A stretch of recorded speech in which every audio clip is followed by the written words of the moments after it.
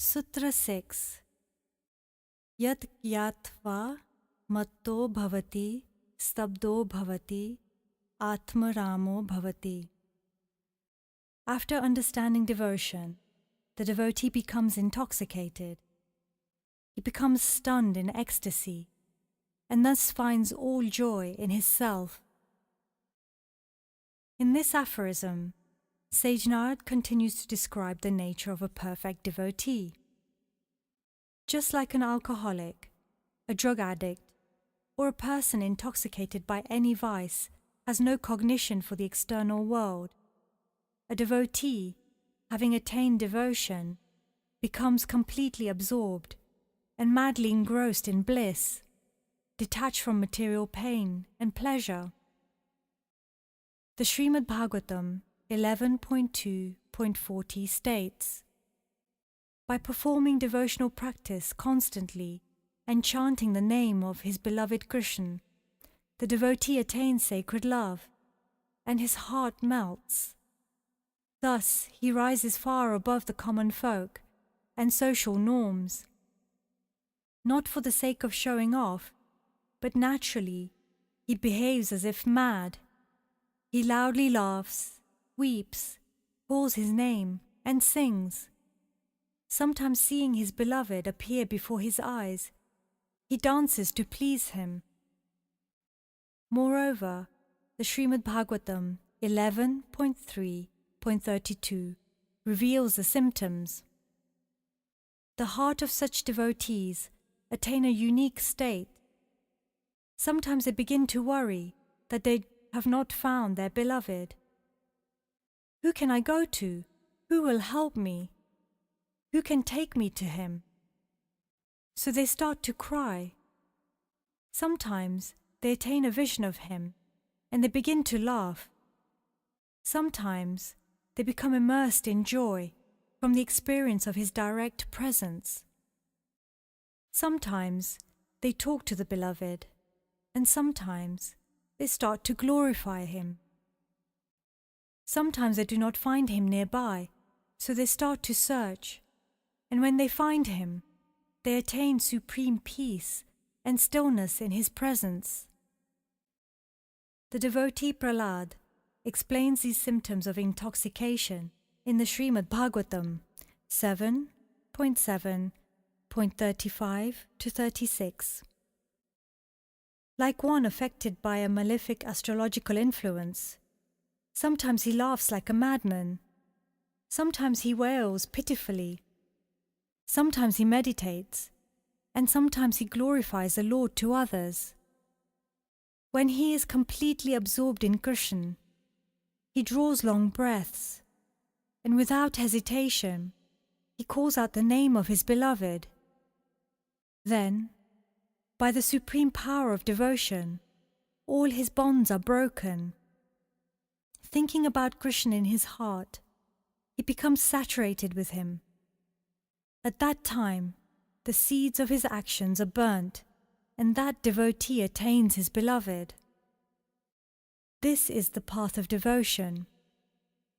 When a devotee attains this stage of intoxication, he does not crave to be in any situation that is not connected to his practice.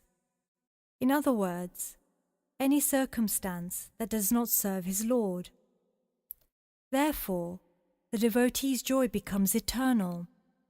If his bliss becomes dependent on peripheral factors disconnected to the path, the level of ecstasy he experiences will also fluctuate.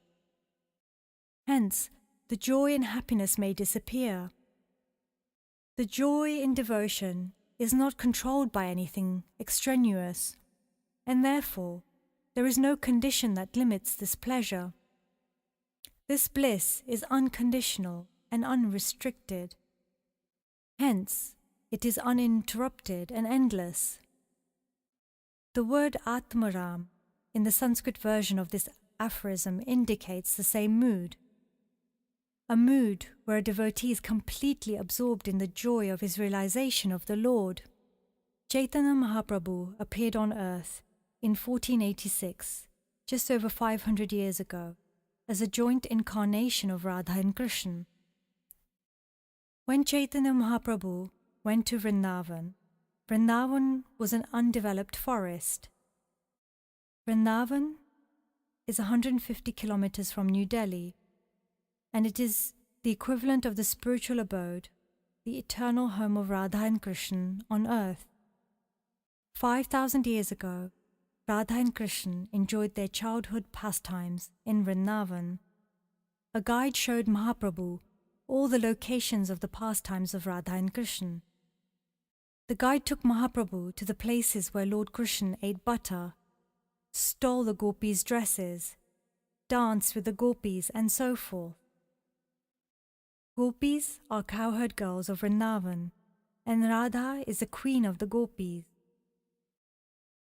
By seeing these places and hearing their glorifications, Chaitanya Mahaprabhu started to dance like a madman and rolled around in the dust of Vrindavan. The guide felt uneasy with the sight of Mahaprabhu behaving like a crazy person. But pure devotion makes a devotee crazy in love and uninhibited in the expression of his affection for the Lord. A devotee revels in happiness as well as in melancholy. One who embodies this mood is a perfect candidate for devotion. The gopis were happy to experience a lifetime of sadness if being in this state pleased Lord Krishna. When the gopis used to serve Lord Krishna, they were overjoyed with bliss, and they wondered if their personal experience of his ecstasy inflicted any pain on him. The gopis spoke the following words to Lord Krishna in the Srimad Bhagavatam 10.31.19. O beloved, your lotus feet are so tender, and our breasts are hard.